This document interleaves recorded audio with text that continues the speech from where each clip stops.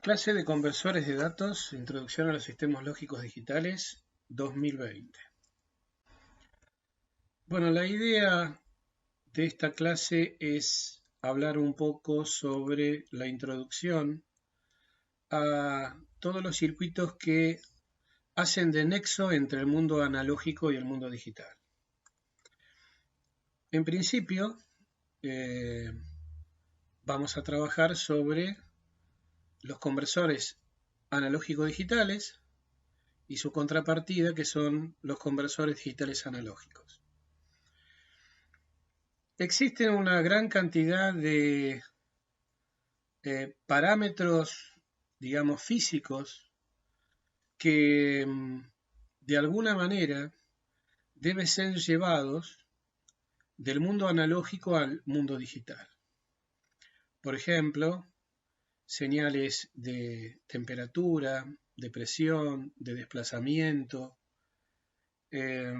señales de variaciones de tensiones, de corrientes, de resistencias, que generalmente tienen algún sensor del tipo analógico que nos da una función de transferencia que es una línea continua, puede ser una recta, como también puede ser una función que represente, por ejemplo, x al cubo, x al cuadrado o algún otro tipo de polinomio, pero siempre es una señal, en la mayoría de los casos, analógica, es decir, que dado un entorno entre esos valores, se pueden asumir infinitos valores.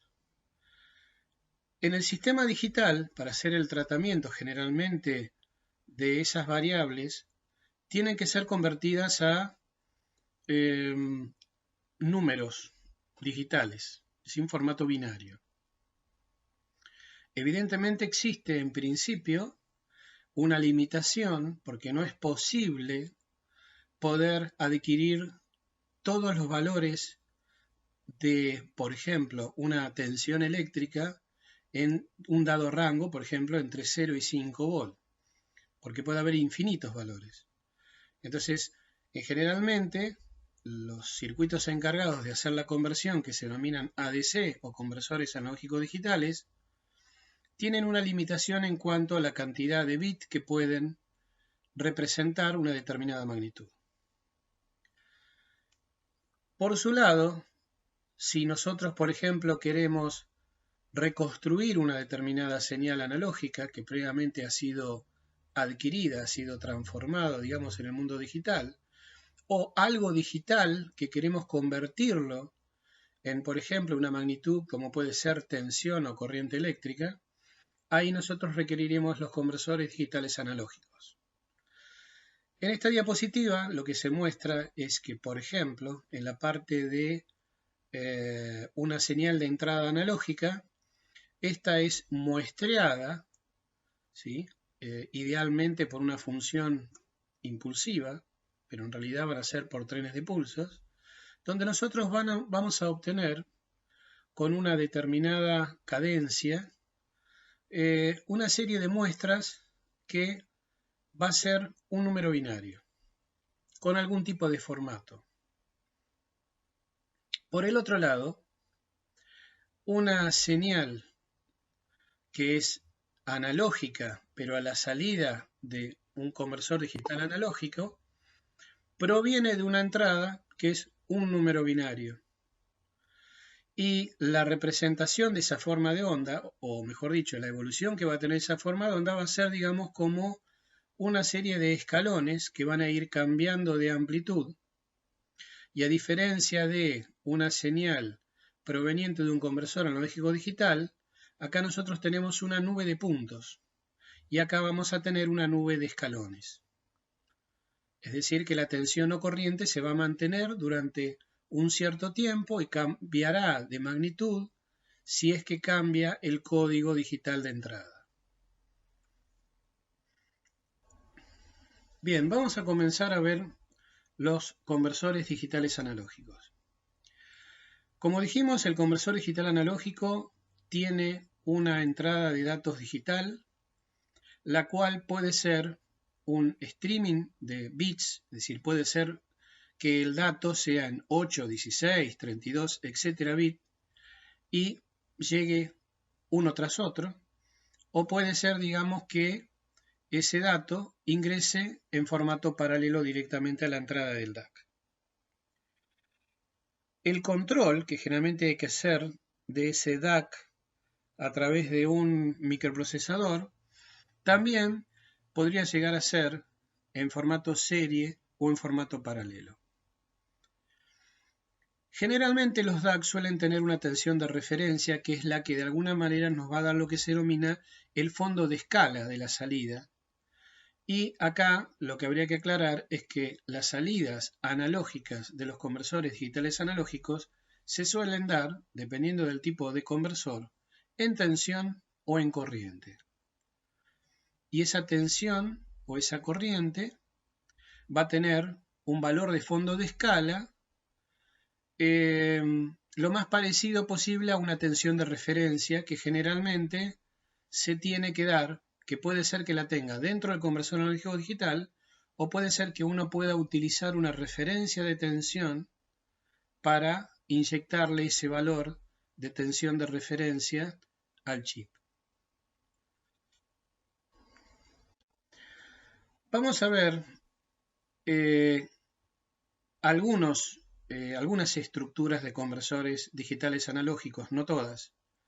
E inclusive ahora vamos a ver una que se llama un conversor DAC R2R, que en algunas fabricantes, en vez de utilizar resistencia, utilizan capacidades, y en otros modelos, en vez de utilizar, por ejemplo, una tensión de referencia, se suelen utilizar generadores de corriente de referencia, o sea, valores constantes de corriente. En este caso, lo que nosotros tenemos acá es un conversor analógico digital de 8 bits que tiene salida en tensión a través de Vout.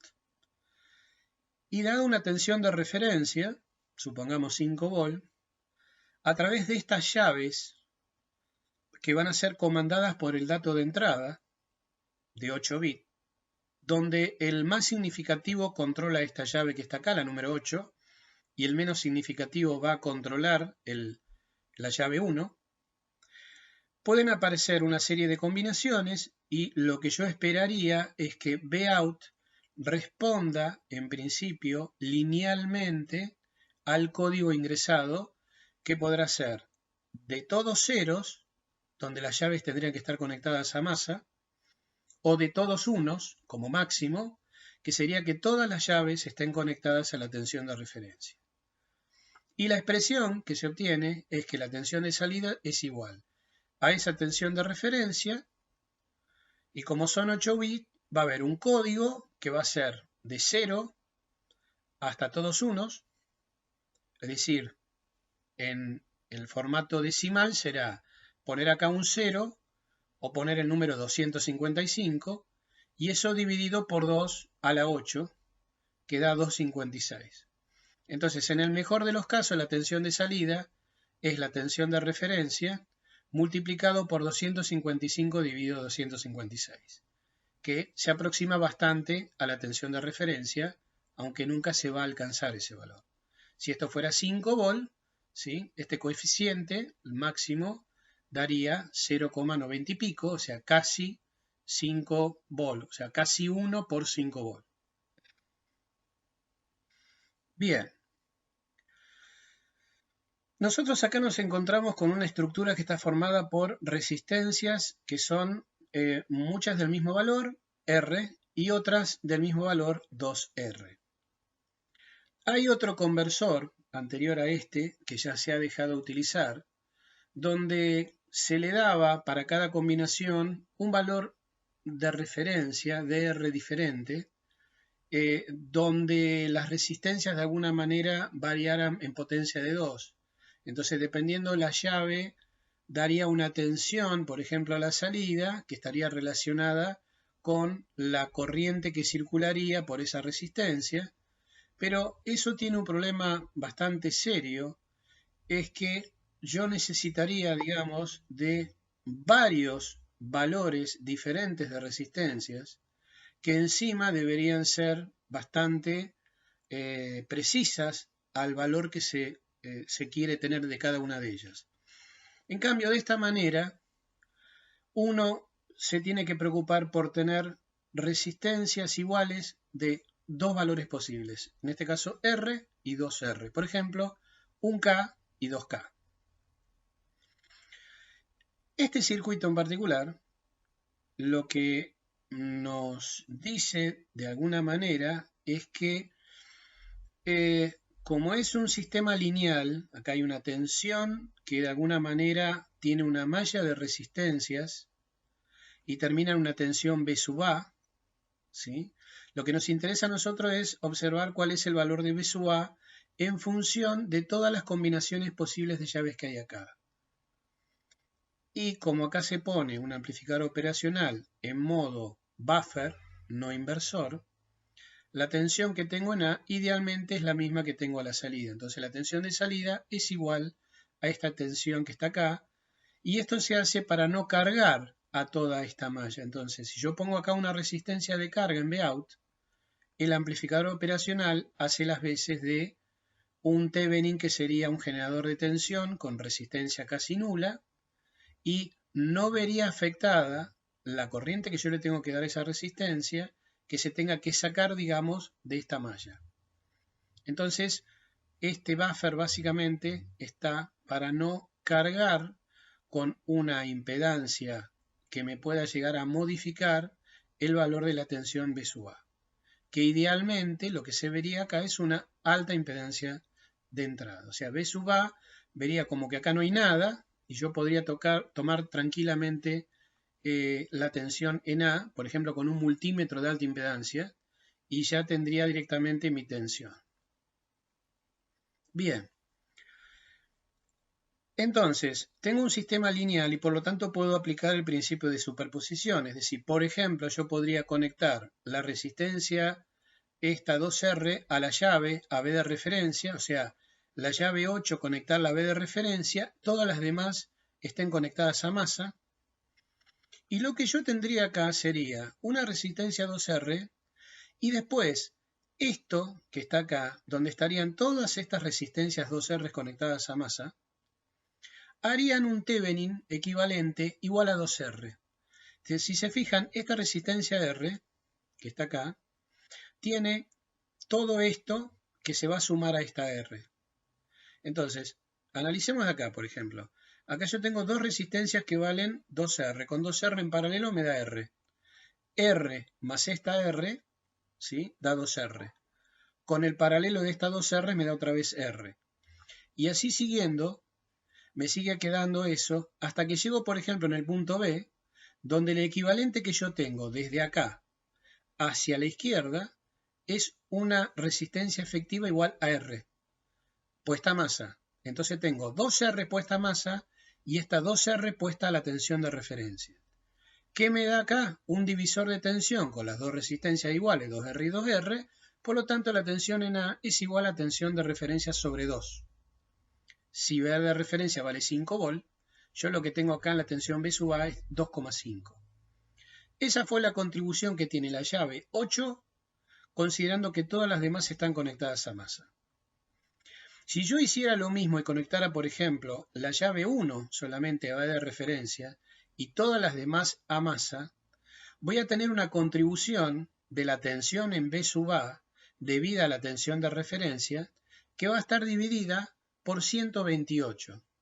Es decir, la contribución que voy a tener acá va a ser muchísimo menor que si hubiera conectado solo la 2 o la 3 o la 4 o la 5, la 6, la 7 o la 8. De esta manera lo que yo tengo es que cada llave, de alguna manera, cuando se conecta a la tensión de referencia, aplica en B sub A una tensión, haciendo, digamos, el principio de superposición, considerando que esa llave está solamente conectada a B de referencia y las demás estén a masa, una contribución que si la llave 8 está solamente conectada, acá me daría la mitad de la tensión de alimentación, y así va dividiendo por 2 esa tensión a medida que voy viajando de derecha a izquierda. Siendo entonces la llave 1 la menos significativa, es la que menor valor de tensión contribuye a la tensión B sub A. Vamos a ver esto en una simulación en la siguiente diapositiva, pero quiero aprovechar a decir que en principio este tipo de conversores, que se llaman R2R, las ventajas que tienen es que hay una alta linealidad, más adelante vamos a ver qué significa, es decir, que si yo quiero hacer una función de transferencia de el valor analógico que obtengo en función de la entrada, que es un número, es una recta bastante, o una curva bastante parecida a una recta, que sería algo ideal, y además tiene bajo ruido en cuanto, digamos, a las conmutaciones. Las desventajas es que hay un alto setting time y existen glitches, es decir, variaciones que pueden tener las salidas cuando vayan cambiando las llaves. Porque supuestamente yo en un momento determinado digo, bueno, cambio el código y con eso estoy cambiando, cerrando y abriendo algunas llaves y se me puede generar transitoriamente algún pico de tensión en la tensión de salida. Y las aplicaciones suelen ser para instrumentación de precisión, automatización control y para equipos que realicen test. Por ejemplo, hacer puentes de RLC, etc. O por ejemplo, medir tensiones de línea, de corriente alterna, corriente, potencia. Es decir, hay una gran variedad de aplicaciones. En esta diapositiva vemos un poco la simulación de lo anterior, pero en vez de hacerlo en 8 bits, lo hacemos en 3, donde tendríamos acá la resistencia de 2K y esta otra donde acá yo tengo una llave que en este caso está cerrada, acá tengo otra llave que está cerrada, es decir, puesta a masa, y acá tengo otra llave que está puesta a la alimentación de referencia que eran 5 volts. Entonces, si calculo cuánto vale la tensión acá en B sub A, para el código 100, o sea, un 1 acá, un 0 acá y un 0 acá, me da 2,5 volt. En este otro caso, lo que hago ahora, pongo la tensión de referencia en el segundo bit más significativo y las otras dos a masa, y esto tiene una contribución de 1,25 volt. Es decir, la mitad que tenía con la otra llave. Y si me conecto con la menos significativa, la llave menos significativa es la que está acá, y acá pongo la tensión de referencia, esto me da una tensión B sub A que es de 0,625 volt. Lo que me daría en el caso de que estén todas las llaves cerradas, es decir, todas a masa, sería 0 volt en B sub A, y lo máximo que tendría sería, por el principio de superposición, la suma de lo que me daría el código 100 con el 010 con el 001, es decir, sumar 2,5 más 1,25 más 0,625, que me da 4,375 volt. Es decir, estoy de alguna manera cerca de los 5 volt de la tensión de referencia, pero como acá tengo pocos bits, de alguna manera, y los escalones tienen un determinado valor, que es de justamente 0,625 volt, no voy a llegar nunca a 5 volt. Si yo quiero tratar de llegar a 5 volt, lo que tendría que tener es una gran cantidad de bits. Como habíamos visto en el caso de 8 bits, yo tendría que la tensión sería 5 volt multiplicado 255 dividido 256. Bien. Otro conversor digital analógico que suele utilizarse es el denominado tipo multiplicador, que es muy similar al anterior, con la diferencia que aquí, si bien hay una malla también R2R y una tensión de referencia, la salida del conversor es en corriente. O sea, hay una corriente E-out que es de alguna manera proporcional, ¿sí?, a la tensión que se genera en este divisor dadas las contribuciones de las llaves, donde la más significativa está acá y la menos significativa está acá. Entonces, como generalmente, pero no es algo indispensable, uno requiere a veces de tener las salidas directamente en tensión, en este caso, por ejemplo, se puede poner un amplificador operacional de transimpedancia, es decir, que inyectando una corriente acá con una resistencia de realimentación, lo que se puede hacer es tener una tensión de salida que sea igual a la corriente por esta resistencia de realimentación. Y dado que esto está en modalidad inversora, la tensión de salida va a tener signo contrario respecto de la tensión de la corriente, digamos, que circula por acá. Por lo tanto, la tensión de salida es menos la tensión de referencia sobre R, que R es el valor que tiene una de estas resistencias, por ejemplo 1 kilo ohm, y esto multiplicado por el código, que puede ir en 8 bits de 0 hasta 255, dividido 256, y multiplicado por la resistencia de realimentación, esta que está acá. Bien, la modalidad de esto es similar al análisis que habíamos hecho anteriormente con el de R2R, donde evidentemente se puede aplicar acá el principio de superposición, por lo tanto, cada llave va a tener una contribución de corriente en pesos de potencias de 2, donde la mayor contribución viene por esta llave de acá, y acá va a ser la mitad, la mitad, la mitad, la mitad de lo anterior, hasta que el menos significativo es lo que contribuye por la corriente que va a circular por acá. Este tipo de conversores también son de alta linealidad, pero tienen bajo glitch y ruido respecto del anterior. La carga de la tensión de referencia es constante, no como en el anterior. Y las desventajas, si es que realmente se pueden llamar desventajas, es que se requiere de un amplificador y la salida está invertida. Es decir que a veces esto lo que genera es que yo tendría que tener, por ejemplo, acá un amplificador operacional con fuente partida para entrar con una tensión positiva y obtener la tensión negativa a la salida. Aplicaciones, bueno, son más o menos similares a las anteriores. Se pueden hacer generadores de forma de onda.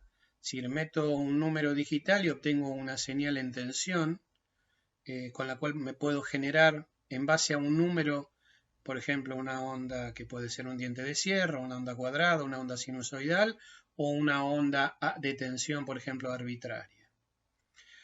En el mismo caso que las R2R, existen conversores de este tipo, multiplicador o multiplicativo, donde en vez de tener resistencia suelen tener, por ejemplo, capacitores, y pueden también en algunos casos haber generadores de corriente y llaves que manejen corriente, en vez, como en este caso, que son resistencias y manejan todo en base a una tensión de referencia.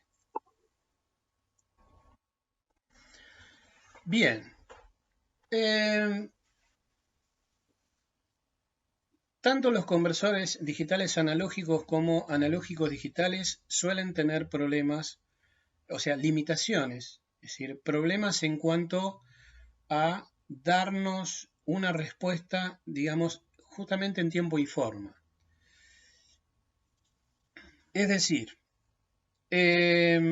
existen, por ejemplo, errores que se denominan de offset y de ganancia, y esto básicamente está dado por ejemplo, la precisión con la cual uno puede hacer las resistencias R y 2R, si no son exactamente iguales, yo en vez de tener idealmente una función de transferencia que es una línea recta, puedo llegar a tener algo que sea parte de esa línea recta. Puedo llegar a tener, por ejemplo, en el amplificador operacional, como habíamos visto, problemas de offset, de tensión y de corriente que hagan que, por ejemplo, para el código 0 del número digital que le metemos no tenga 0 de tensión o 0 de corriente, entonces eso sería un offset, ni que por ejemplo por algún problema también de los valores de resistencias no tenga una pendiente ideal de 45 grados como quisiera tener, sino que esta por ahí está un poco corrida. Generalmente estos tipos de errores de offset y de ganancia, que llaman lineales, suelen poder ser compensados externamente. Acá, por ejemplo, vemos el caso donde no tengo un error de offset porque en el origen yo tengo que un código digital 0 me da un valor de salida 0, ¿sí? En tensión, pero que, por ejemplo, tengo un apartamiento respecto de lo ideal que sería una recta que pasara por estos valores y sin embargo, por ejemplo, puede estar corrida para un lado y para el otro. O este que sería el caso, por ejemplo, donde tengo un offset, donde para el código 0 no tengo 0 de tensión, sino que tengo, por ejemplo, un valor, qué sé yo, de algunos milivolts. Otro problema asociado puede ser que también no tenga la curva que yo quiero tener, pero que resulta que esa curva sea no lineal, es decir, tengo una respuesta donde no sigue idealmente estos escalones que tenemos acá. Es decir, acá hay una cosa importante a tener en cuenta. Cada código digital de entrada al DAC me va a dar un determinado valor de tensión. Y la función de transferencia en realidad es una escalerita. Entonces, yo lo que esperaría es que si uno de los puntos me dé una línea recta perfecta. Si la recta tiene la pendiente razonable de 45 grados, me está diciendo que no tengo error de ganancia lineal. Pero lo que sí podría llegar a suceder, que en vez de tener una recta, tenga una curva. Y en este caso, por ejemplo, acá me estaría indicando que este valor de acá es el máximo apartamiento que tengo de la forma de onda que yo esperaría ideal, que sería una recta. Generalmente estos valores de offset o de ganancia lineal o de ganancia no lineal, como está muestra acá, como INL o DNL, se expresan en bit, digamos, que generalmente es con el bit menos significativo. Por ejemplo, más menos medio bit o un bit, etcétera, etcétera. Eso desde el punto de vista, digamos, de lo que es dado un código, la respuesta que me da en tensión, que difiere de lo que sería lo ideal. La otra cuestión es temporal, y eso es lo que está graficado acá, donde, por ejemplo, yo podría tener, imagínense que esto es la tensión de salida en función del tiempo, y yo voy poniendo un código determinado que me da un valor de tensión que supuestamente es constante, y en un momento determinado cambio el código, entonces la señal idealmente rápidamente tendría que cambiar al nuevo valor de tensión y mantenerse perfectamente como una onda horizontal, una forma de onda, digamos, horizontal.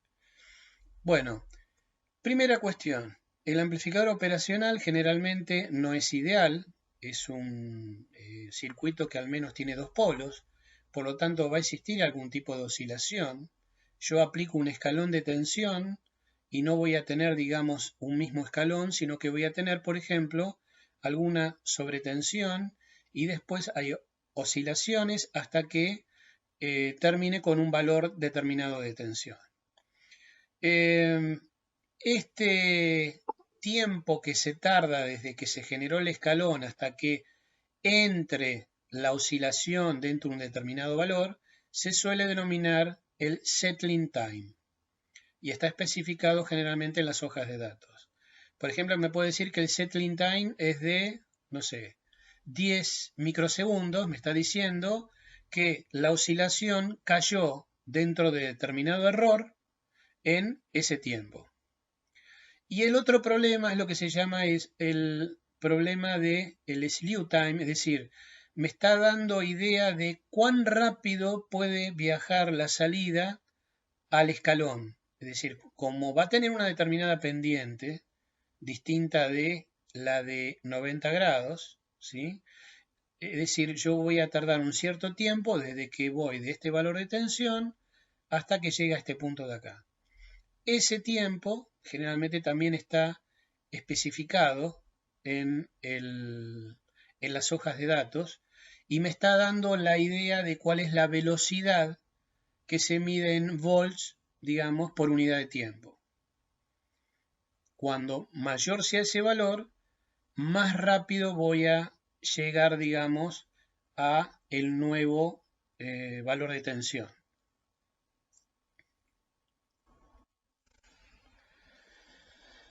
Bien, acá vemos un ejemplo de uno de los conversores que habíamos visto, que era el tipo multiplicador, donde acá, por ejemplo, se encuentra la representación del esquemático de las llaves con la tensión de referencia, que en este caso hay que aplicarla externamente en el chip.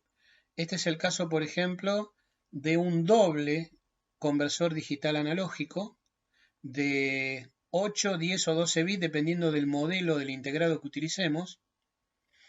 Y en este caso, la salida es una salida en corriente y debe ponerse un amplificador operacional para que uno pueda hacer la conversión de corriente a tensión. Tengo dos canales de entrada paralelo, o sea, en formato paralelo entro los 8, 10 o 12 bits, dependiendo del modelo, ¿sí? Y se cargará a un latch o al otro, porque tengo dos canales, con los datos respectivos.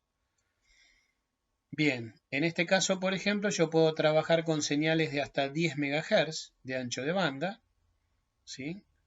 Y tengo, por ejemplo, una no linealidad del orden de más menos 0.25 bit menos significativo en 8 bits. Es decir, con esto puedo sacar cuánto vale el bit menos significativo en tensión, que para el caso de 8 bits va a ser el valor de la tensión de referencia dividido 256.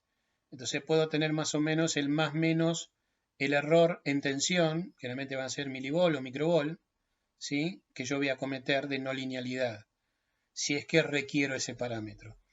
La tensión de alimentación puede ser, por ejemplo, se puede poner desde 2,5 hasta 5,5 volt. O sea, esto es apto para trabajar con 2,5, 3,3 o 5 volt. La entrada de la tensión de referencia se puede poner hasta más o menos 10 volt.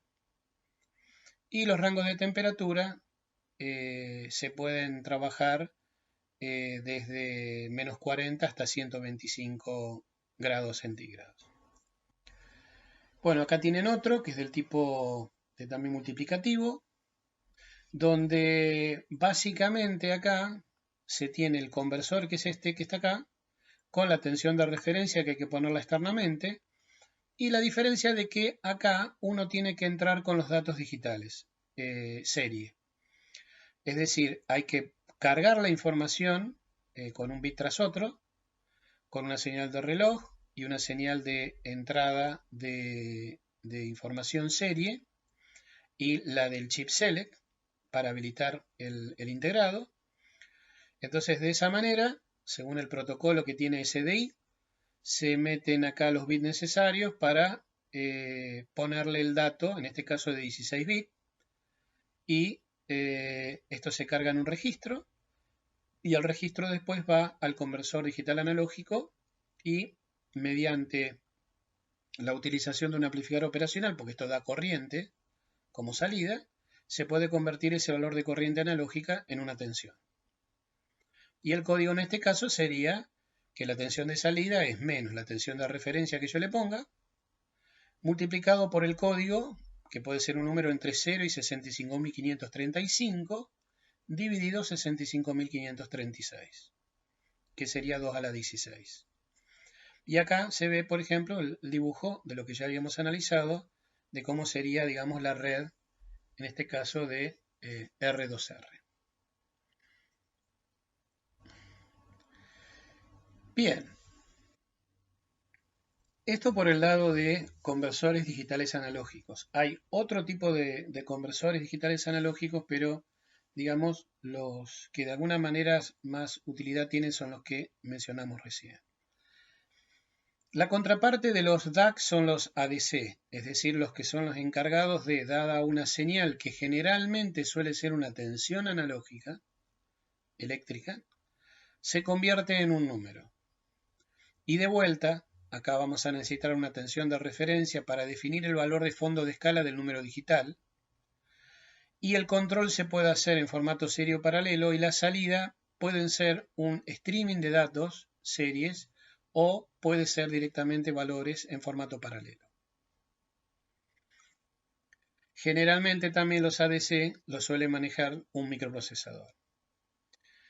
Las posibilidades en cuanto a aplicaciones pueden ser para procesamiento de voz, de video, o procesamiento, por ejemplo, de señales en radiofrecuencia o de uso industrial, como por ejemplo poder convertir en digital parámetros físicos como puede ser temperatura, presión, humedad, etc.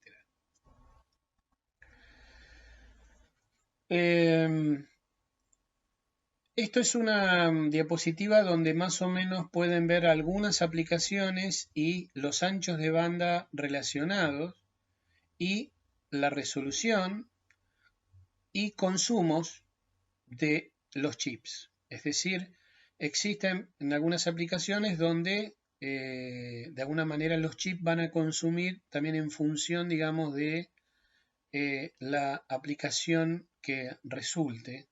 Y de alguna manera eso también está relacionado con el tema de la frecuencia de trabajo. Hay aplicaciones, por ejemplo, de telefonía donde generalmente se requieren resoluciones del orden de los 8 bits.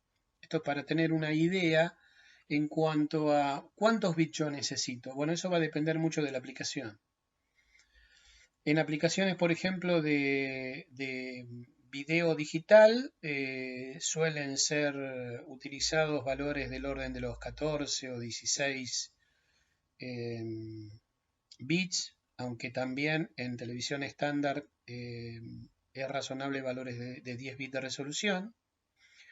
En aplicaciones de audio de alta calidad, por ejemplo, se suelen utilizar mayor cantidad de bits, que pueden superar los 20.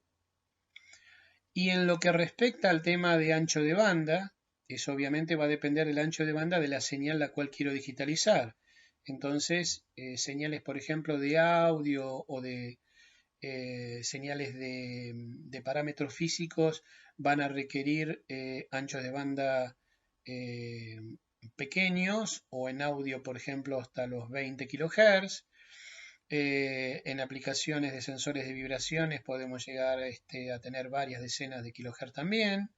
Y ya en aplicaciones, por ejemplo, de video tenemos que hablar de que una señal analógica estándar tiene un ancho de banda del orden de los 4 MHz en el formato por ejemplo, PAL o NTSC. Y a partir de ahí, con las necesidades de, por ejemplo, digitalizar señales para tener Full HD o tener 4K o 8K, ahí, digamos, voy a necesitar cada vez mayor ancho de banda.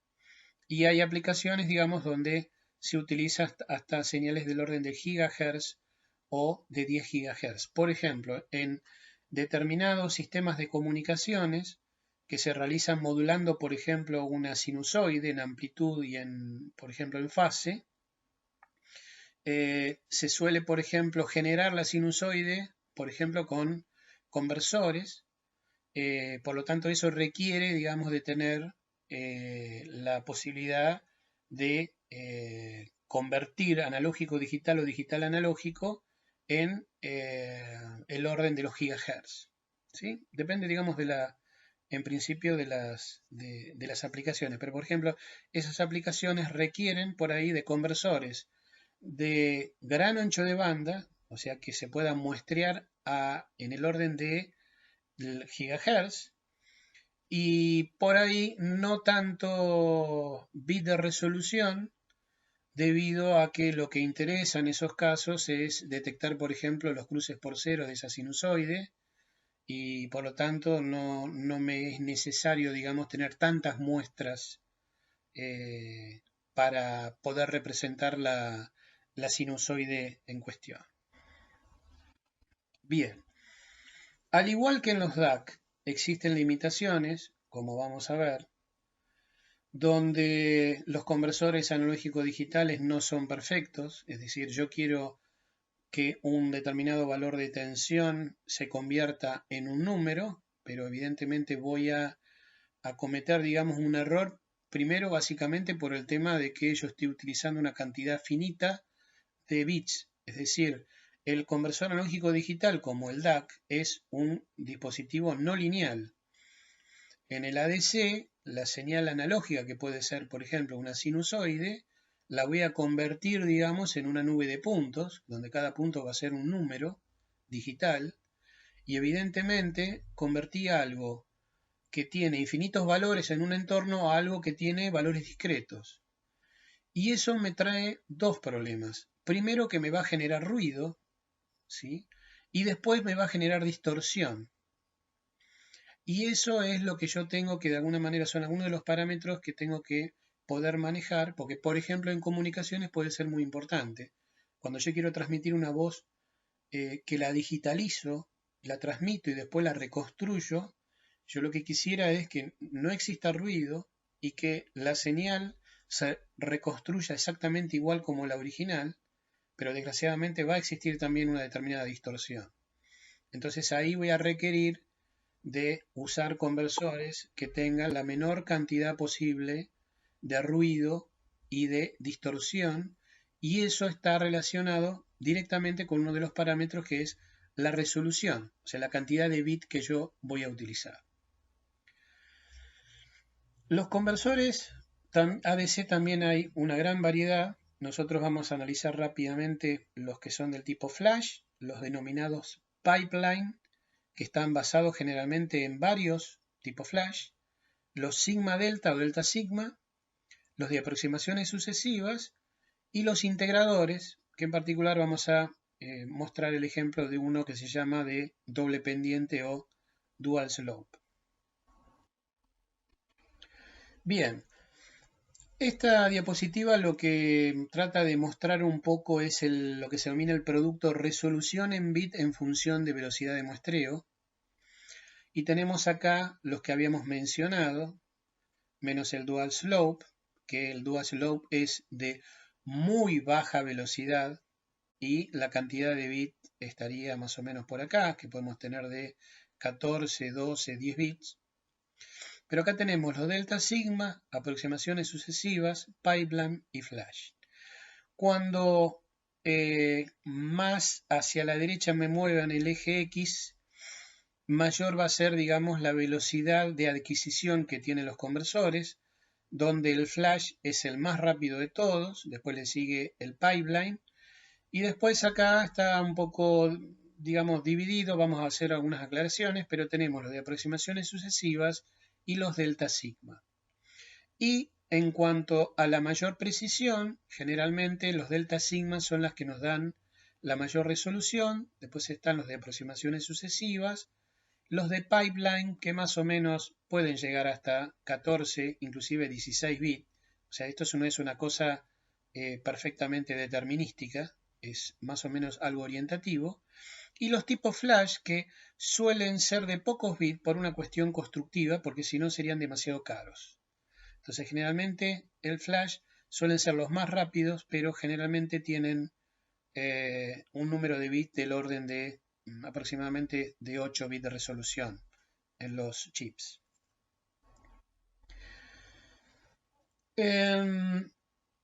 Esta filmina lo que trata de alguna manera es de mostrar un poco cómo es el proceso de conversión, porque acá hay dos cuestiones. Por un lado yo tengo que responder al teorema de Nyquist, donde si yo quiero adquirir una señal, por ejemplo, una señal de voz, yo lo que tengo que saber de antemano es en principio cuál es la componente de mayor ancho de banda, es decir, saber cuál es el ancho de banda de la señal, para con eso poder calcular la frecuencia de muestreo que debe ser al menos, idealmente, 2 veces, ¿sí?, la mayor componente importante que tenga esa señal. Entonces, por ejemplo, podría decir, las señales de audio generalmente el oído lo escucha hasta los 20 kHz. Entonces podría decir, bueno, muestreo por lo menos de 40 kHz para arriba. Esa sería la frecuencia de muestreo. Bien, eso por un lado, pero por el otro está la cuestión de que todo conversor tiene un determinado tiempo de conversión para, dado un valor en su entrada, convertirlo en un número. Lo que trato de simbolizar acá es que en el caso de un proceso donde, por ejemplo, yo pueda adquirir varios canales simultáneamente, que lo de simultáneamente es entre comillas, yo lo que tendría que hacer en un proceso manejado por un microprocesador, el cual quiere obtener un valor de alguno de estos canales y meterlo en la memoria y después estar listo para volver a repetir otra vez la misma secuencia, tiene que comandar, por ejemplo, al multiplexor para que se seleccione el canal que yo quiera. Hay un tiempo en el cual este componente que se llama track and hold, o en otros casos se llama sample and hold, que es un poco diferente, es el encargado de congelarme el valor de tensión mientras el conversor adquiere. Y el conversor va a tardar un cierto tiempo. Y cuando termina le avisa al microprocesador, el microprocesador tiene que tomar el dato, meterlo en memoria y después volver otra vez a realizar esa operación. Entonces, todo ese tiempo de conversión se tiene que tener en cuenta, porque por ahí uno se gasta en utilizar un conversor analógico digital muy rápido, pero resulta que se tiene una baja performance en el micro y en la memoria, y se tiene, digamos, acá una Ferrari para hacer un manejo de información que se podría haber hecho con un auto, digamos, de bajo costo. Entonces, todo está relacionado. Es decir, yo tengo que poder caracterizar la señal de entrada, cuál es el ancho de banda de trabajo y elegir los componentes de tal manera que yo pueda muestrear a la velocidad necesaria, que no hayan cuellos de botella.